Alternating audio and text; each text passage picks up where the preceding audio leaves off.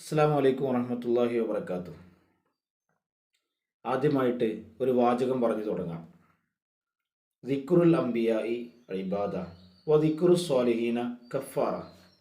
അമ്പിയാക്കളെ അമ്പിയാക്കളെ പറയലും ഒരു ഇബാദത്തും, സ്വാലിഹീങ്ങളെ പറയൽ അത് കഫാറത്തുമാണ്, ദോഷം പൊറുക്കാനുള്ള കാരണമാണ്. ഈ ഒരു തത്വമാണ് ഒരു മുസ്ലിമിൻ്റെ മനസ്സിലുണ്ടാകേണ്ടത്. അത് അങ്ങനെയാണ് നമ്മൾ അമ്പിയാക്കളെ സംസാരിക്കേണ്ടതും ഔലിയാക്കളെ സംസാരിക്കേണ്ടതും അവരെ പരിചയപ്പെടുത്തേണ്ടതും. അമ്പിയാക്കളിൽ നിന്ന് നമുക്ക് ലഭിക്കേണ്ടതും ഔലിയാക്കളിൽ നിന്ന് നമുക്ക് ലഭിക്കേണ്ടതും ഇത്തരം ചിന്തയിലൂടെ ആയിരിക്കണം. എന്ന് വെച്ചാൽ ഇബാദത്ത് ഒരു കൂലി പ്രതീക്ഷിച്ചായിരിക്കണം അവരെക്കുറിച്ചൊക്കെ സംസാരിക്കേണ്ടത്. മുത്തനബി സല്ലല്ലാഹു അലൈഹി വസല്ലമ തങ്ങൾ പറഞ്ഞ ഒരു പ്രധാനപ്പെട്ട ഒരു ഹദീസ് ഉണ്ട്. പരിശുദ്ധ ബുഖാരിയിൽ ഈ ഹദീസ് വ്യക്തമായിട്ട് കൊടുത്തിട്ടുണ്ട്. ബുഖാരിയിലുള്ള ഹദീസ് ഇങ്ങനെയാണ്: ലാ തുത്റൂനി കമാ അത്റത്തിൻ നസ്വാറ ഇബ്ന മറിയമ ഫഇന്നമാ അന അബ്ദുഹു ഫഖൂലു അബ്ദുല്ലാഹി വറസൂലുഹു. ഇങ്ങനെയാണ് ബുഖാരിയിലുള്ളത്. എന്നെ നിങ്ങൾ അമിതമായി പുകഴ്ത്തരുത്. ലാ തുത്റൂനി, എന്നെ നിങ്ങൾ അമിതമായി പുകഴ്ത്തരുത്. പുകഴ്ത്തി ഇലാഹിയത്ത് വകവെച്ച് കൊടുക്കരുത്. അഥവാ മുത്തനബി സല്ലല്ലാഹു അലൈഹി വസല്ലമ തങ്ങളുടെ മുഅ്ജിസത്ത് കണ്ട്, അത്ഭുതങ്ങൾ കണ്ട്, അവിടുത്തെ വാക്കുകളും പ്രവൃത്തികളും ഒക്കെ കണ്ട് ഇത് ദൈവമാണ്, ഇത് തന്നെയാണ് അള്ളാഹു എന്ന് പറയുന്ന തരത്തിലേക്ക് വരെ പുകഴ്ത്തൽ എത്തിപ്പെടാം. നിങ്ങൾക്കറിയാലോ, ബഹുമാനപ്പെട്ട ഈസാ നബി അലൈഹി സ്വലാത്തു വസ്സലാമിനെ ദൈവത്തിൻ്റെ പുത്രനാണെന്ന് വരുത്തി വെച്ചത് ഇത്തരം പുകഴ്ത്തലുകളാണ്. അതാണ് ഈ ഹദീസിലൂടെ പറഞ്ഞത്: ലാ തുത്റൂനി കമാ അത്റത്തിൻ നസ്വാറ ഇബ്ന മറിയമ ഫഇന്നമാ അന അബ്ദുഹു ഫഖൂലു അബ്ദുല്ലാഹി വറസൂലുഹു. എന്നെ നിങ്ങൾ അമിതമായി പുകഴ്ത്തരുതെന്ന് പറഞ്ഞത്, ഞാൻ അള്ളാഹുവിൻ്റെ അടിമയും അവൻ്റെ ദൂതനുമാണ്. ഫഖൂലു അബ്ദുല്ലാഹി വറസൂലുഹു. നിങ്ങൾ പറഞ്ഞോളൂ, ഞാൻ അള്ളാഹുവിൻ്റെ അടിമയാണ്, അള്ളാഹുവിൻ്റെ ദൂതനാണ് എന്ന് നിങ്ങൾ പറഞ്ഞോളൂ. മുത്തുനബി സല്ലല്ലാഹു അലൈഹി വസല്ലം നിങ്ങൾ പറഞ്ഞതാണ്. അതുപോലെ ഷിയാക്കൾക്ക് സംഭവിച്ചത് എന്താണ്? ഷിയാക്കൾക്ക് സംഭവിച്ചത് ബഹുമാനപ്പെട്ട അലി റളിയല്ലാഹു അൻഹുവിനെ അമിതമായി പുകഴ്ത്തി. ജിബ്രീൽ അലൈഹി സ്വലാത്തു വസ്സലാമിന് വഴിതെറ്റി മുഹമ്മദ് നബി സല്ലല്ലാഹു അലൈഹി വസല്ലമ തങ്ങളിൽ എത്തിയതാണ് എന്ന് വരെ വാദിച്ചു അവർ. മുത്തനബി സല്ലല്ലാഹു അലൈഹി വസല്ലമ തങ്ങൾക്ക് ശേഷം ഖിലാഫത്ത് ലഭിക്കേണ്ടത് അബൂബക്കർ സിദ്ദീഖ് റളിയല്ലാഹു അൻഹുവിനല്ല, അത് അലി റളിയല്ലാഹു അൻഹുവിനാണ് എന്ന് അവർ പുകഴ്ത്തി പാടാൻ തുടങ്ങി. അവർക്ക് ആ പുകഴ്ത്തലിലൂടെ ഖുലഫാഉർ റാഷിദീങ്ങളെ വരെ അവർക്ക് നിന്ദിക്കേണ്ടി വന്നു. അഥവാ ബഹുമാനപ്പെട്ട സിദ്ദീഖുൽ അക്ബർ റളിയല്ലാഹു അൻഹുവിനെ, ഉമർ റളിയല്ലാഹു അൻഹുവിനെ, ഉസ്മാൻ റളിയല്ലാഹു അൻഹുവിനെ അവർക്ക് ഇകഴ്ത്തേണ്ടി വന്നു. എന്നിട്ട് അലി റളിയല്ലാഹു അൻഹുവിനെ പുകഴ്ത്തി എന്ന് മാത്രമല്ല, അമിതമായി പുകഴ്ത്തി. അലി റളിയല്ലാഹു അൻഹുവിനെ പുകഴ്ത്തേണ്ടവരാണ്. അലി റളിയല്ലാഹു അൻഹു എന്തുകൊണ്ടും പുകഴ്ത്തൽ അർഹതപ്പെട്ടവരാണ്. കാരണം അന മദീനത്തുൽ ഇൽമി വ അലിയും ബാബുഹ, ഞാൻ ഇൽമിൻ്റെ പട്ടണമാണെങ്കിൽ അലി റളിയല്ലാഹു അൻഹു അതിൻ്റെ കവാടമാണ് എന്ന് മുഹമ്മദ് റസൂലുള്ളാഹി സ്വല്ലല്ലാഹു അലൈഹി വസല്ലം അനിവാര്യമാണ്. പക്ഷേ അലി റളിയല്ലാഹു അൻഹുവിനെ ഉയർത്തി ഏതുവരെ എത്തിയിട്ടുണ്ട്? അലി റളിയല്ലാഹു അൻഹു തന്നെയാണ് റബ്ബ് എന്ന് വരെ അവർ പറഞ്ഞിട്ടുണ്ട് എന്ന് ബഹുമാനപ്പെട്ട അശ്അരി ഇമാമിൻ്റെ കിതാബിൽ കാണാൻ കഴിയുന്നുണ്ട്. മഹാനവറുകൾ പറഞ്ഞിട്ടുണ്ട് ഇങ്ങനെ: ഹുവ റബ്ബുൽ മുദബ്ബിറു ലാ തഖൂമുൽ അർളു ഇല്ലാ ബിഹി എന്ന് വരെ ഈ ഷിയാക്കൾ ആരെക്കുറിച്ച്? ബഹുമാനപ്പെട്ട അലി റളിയല്ലാഹു അൻഹുവിനെ കുറിച്ച് പറഞ്ഞിട്ടുണ്ടായിരുന്നു അത്രേ. ഓവറായി പുകഴ്ത്താൻ തുടങ്ങിയിട്ട്. ഞാനിതൊക്കെ പറഞ്ഞു വന്നത് എന്തിനാണെന്നറിയോ? ഒരു പാട്ടും കൊണ്ടൊരു ചങ്ങായി ഇറങ്ങി വന്നിട്ടുണ്ട്.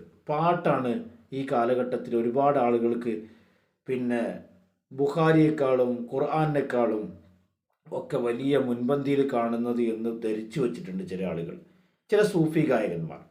അവരിങ്ങോട്ട് പാടുക, പല സ്ഥലത്തും പോയിട്ട് പാടുക, അവിടെ ആടുന്നു, അവിടെ ഇങ്ങനെ ആടുന്നു, ഇവിടെ ഇങ്ങനെ ആകുന്നു, ഇവരാണ് മൗല, അവർ വലിയ സംഭവം. മദ്ഹ് പറയണ്ടെന്നൊന്നും ഇസ്ലാമിൻ്റെ കാഴ്ചപ്പാടിലില്ല. പക്ഷേ അതിന് കവിഞ്ഞ് അവരെന്തോ അതിൻ്റെ അപ്പുറത്തേക്ക്, അവരർഹിക്കുന്ന സ്ഥാനങ്ങൾക്ക് അപ്പുറത്തേക്ക് അവർക്ക് സ്ഥാനമാനങ്ങൾ നൽകി പുകഴ്ത്തുക എന്നുള്ളത് ഷിയാക്കളുടെ സ്വഭാവമാണ്. ഈ സ്വഭാവമാണ് ഇപ്പോൾ ഒരു ചങ്ങായി ഇറങ്ങിയിട്ടുണ്ട്. ബദരീങ്ങൾ 313 ബദരീങ്ങളെക്കാൾ 313 ബദരീങ്ങൾക്ക് പകരം ഞാനാണെന്ന് സി എം വലിയുള്ള പറഞ്ഞിട്ടുണ്ടെന്നൊക്കെ പറഞ്ഞിട്ട് ചെങ്ങായി പാട്ട് എഴുതി വന്നിട്ടുണ്ട്. 1000 ഷംസുൽ ഉലമക്ക് പകരം ഞാനാണെന്നൊക്കെ പറഞ്ഞിട്ടേ സി എം വലിയുള്ളായി തങ്ങൾ ഒരിക്കലും അത് ഇഷ്ടപ്പെടില്ല.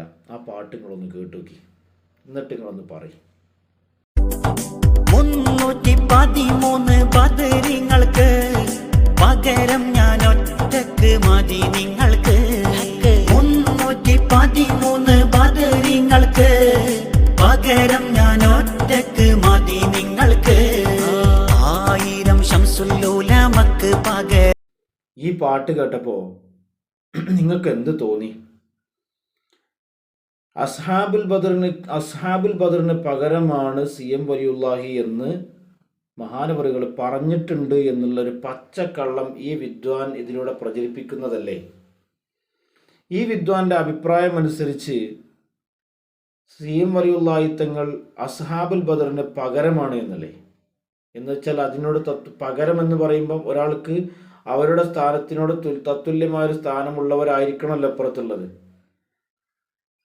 ഈ വാദം രിദ്ദത്തിൻ്റെ വാദമല്ലേ? ഒരിക്കലും സി എം വലിയുള്ളാഹി തങ്ങൾ അങ്ങനെ ഉദ്ദേശിക്കൂലല്ലോ. അങ്ങനെ പറയാനോ അവിടുത്തെ അങ്ങനെ മതക് പറയാനോ അവർ ആഗ്രഹിക്കൂലല്ലോ. ജീവിച്ചിരിക്കുന്നുണ്ടെങ്കിൽ ഇവൻ്റെ മോന്തക്കെട്ട് 4 കൊടുക്കൂലേ അങ്ങനത്തെ ആദർശം പറയുമ്പോൾ? സി എം വലിയുള്ളാഹി ആരാ? പടച്ചോനാണോ എന്ന് ചോദിച്ച ചങ്ങായിയല്ലേ ഇവൻ തന്നെയല്ലേ ഈ വാദം കൊണ്ട് വന്നത്? ആരാണ് അസ്ഹാബുൽ ബദർ?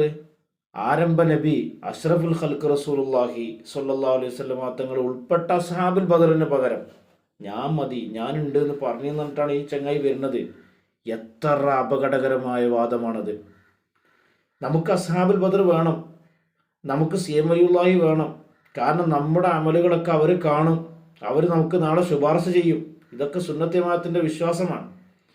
ഇത്തരക്കാരുടെ പാട്ടിലൂടെ സമൂഹത്തിന് ഒരു സന്ദേശവും അല്ലെങ്കിൽ ഒരു നല്ല സന്ദേശവും ലഭിക്കുന്നില്ല എന്നുള്ളതാണ്. ജനങ്ങൾക്ക്, ശത്രുക്കളായ ജനങ്ങൾക്ക് ഒരു ഇരയിട്ട് കൊടുക്കുന്നത് പോലെ അല്ലെങ്കിൽ ശത്രുക്കൾക്ക് ആയുധം നൽകുന്നത് പോലെ വളരെ മലീമസമായൊരു പരിപാടിയാണ് ഇത്തരം ഗായകന്മാർ ചെയ്തുകൊണ്ടിരിക്കുന്നത്. സക്കരിയൽ ഖാദിരി, എവിടുന്ന ഈ ഖാദിരി എന്നൊക്കെ പേര് വന്നറിയില്ല.